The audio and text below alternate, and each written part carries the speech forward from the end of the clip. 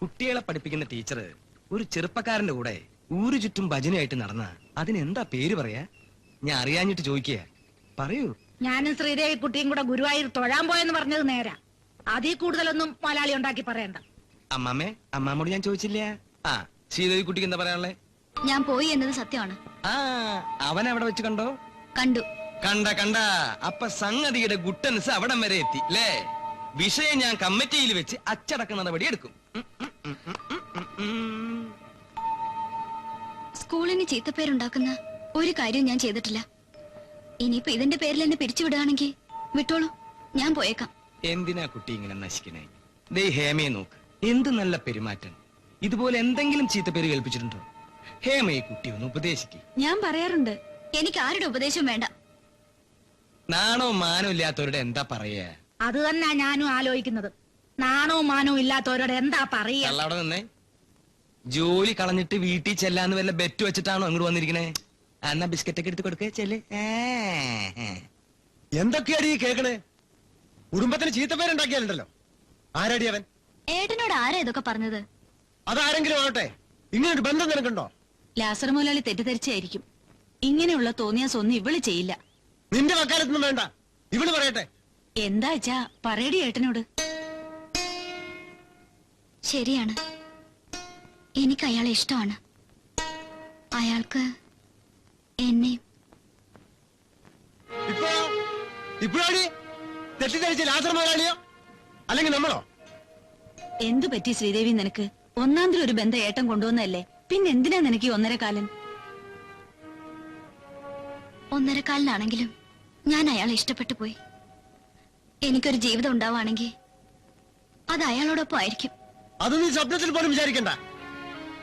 ആ drill master ആലോചന നമുക്ക് അങ്ങോട്ട് ഉറപ്പിക്കാം. അത് നടക്കില്ല. നടക്കില്ലേ? വീടൊക്കെ ഒന്ന് നന്നാക്കി ഇലക്ട്രിക് കണക്ഷൻ എടുക്കണമെന്നുണ്ട്. ഭാഗ്യത്തിന് കച്ചവടമൊക്കെ നന്നായും വരുന്നുണ്ട്.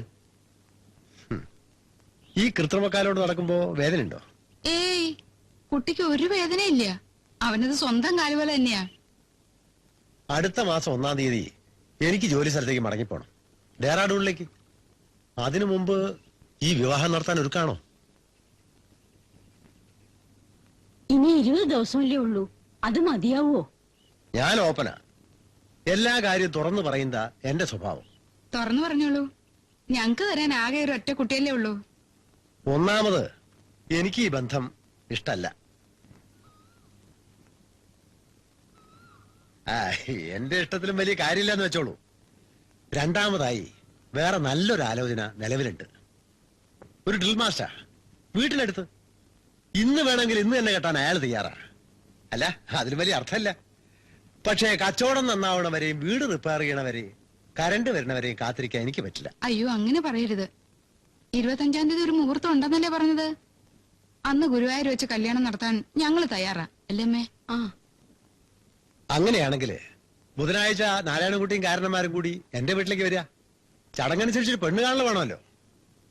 അപ്പൊ അവിടെ വെച്ച് കാര്യങ്ങളൊക്കെ നിശ്ചയിക്കാം. ശരി. ഞാനൊരു പരുക്കനാണെന്നാ എല്ലാവരും പറയാം. കാര്യങ്ങളൊക്കെ വ്യക്തമായിട്ട് പറയുന്നുകൊണ്ടാവാം. അയ്യോ, എനിക്കങ്ങനെ തോന്നിയല്ലേ. ഞങ്ങൾക്കും തോന്നില്ല. അപ്പൊ ബുധനാഴ്ച. ആ,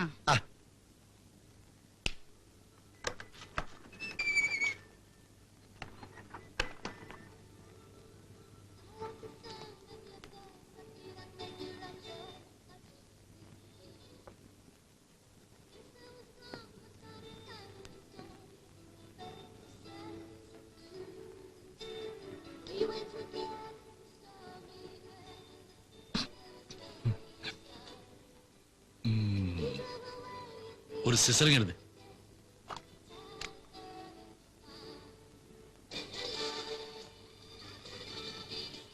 അടിച്ചെടുത്തു കളഞ്ഞല്ലോ പറയാ. എന്ത് പറഞ്ഞു?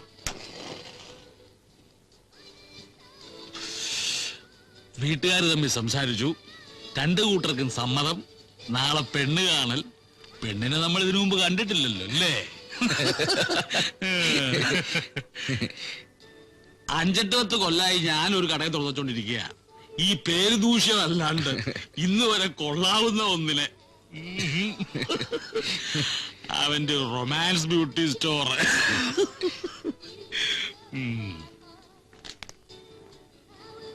ദാമോനെ പിടി. എന്തത്?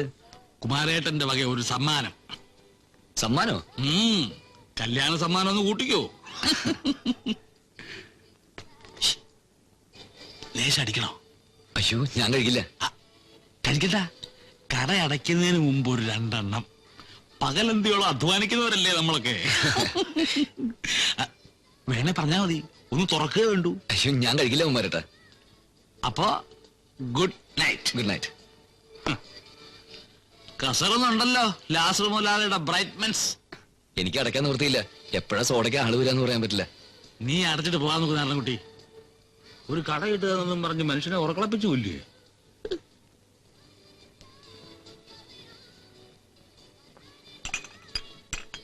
സോഡയൊന്നും വേണ്ട, അവിടെ പരിപാടിയൊക്കെ കഴിയാറായി. നീ കട അടച്ചോ. ഓ,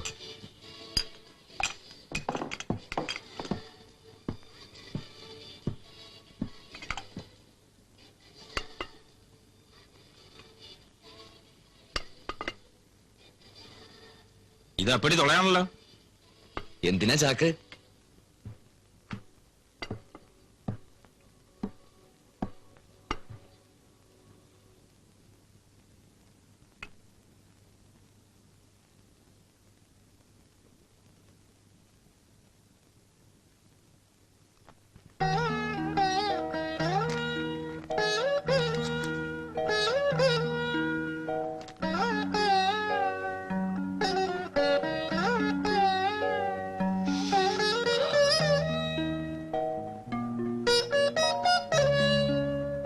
ഈശ്വരാധീനം ഒന്നുകൊണ്ട് മാത്ര ഇങ്ങനെ ഒരു പെൺകുട്ടിയെ നിനക്ക് ഒത്തുകിട്ടിയത്.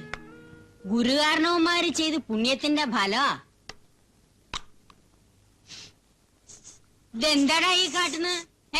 ഇതെന്താ സാധനം? ഹേയ്, ഇതെന്തൊരു മണം! ഇതാണ് മുമേ സ്പ്രേ. എന്താ കിട്ടിയത്? തല ഇങ്ങോട്ട് താത്തടാ. പ്രസാദം തൊട്ടിട്ട് പോയാ മതി.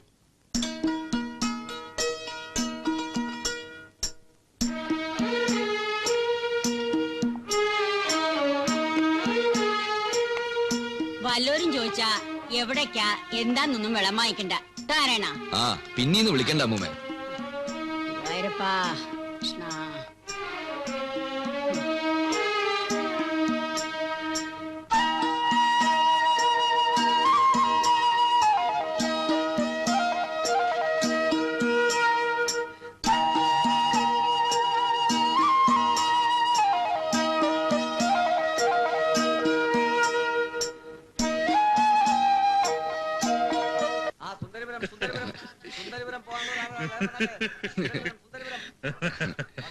അയ്യോ, ഇതിപ്പോ ഒരു ചടങ്ങെന്നല്ലേ ഉള്ളൂ.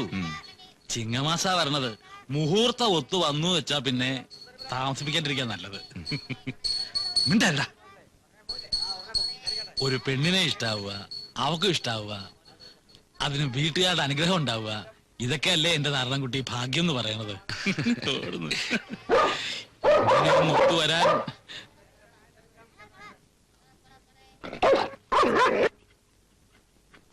പോലീസും പട്ടിയൊക്കെ എത്തിയെന്ന് കേട്ടു.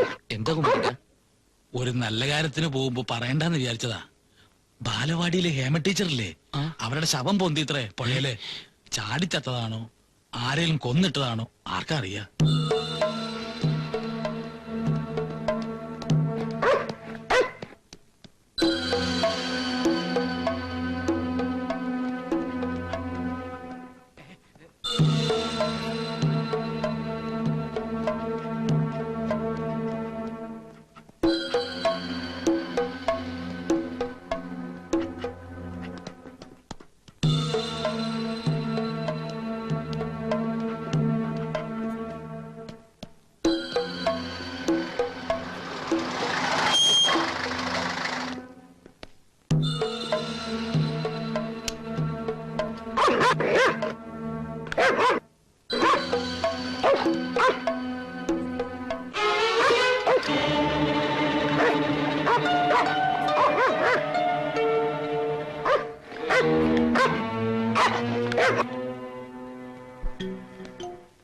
എടോ ഇതേ കട നാരായണക്കുട്ടിയേട്ടന്റെ. ഏത് നാരായണൻകുട്ടി? മേലെടുത്ത് എന്നിട്ട് അയാളവിടെ? അതാ ഉണ്ട്.